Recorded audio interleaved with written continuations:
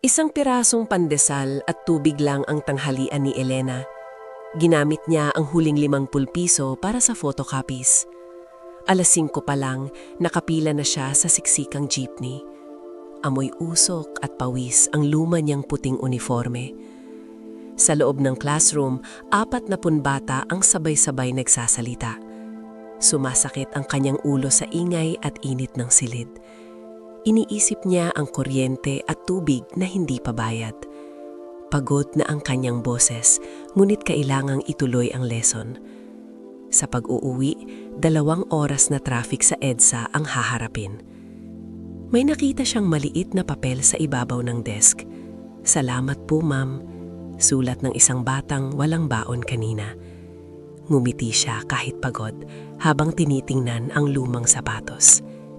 Kinabukasan, alas 5 uli, handa na namang lumaban si Elena. Bitbit ang huling 50 piso para sa pangarap ng iba.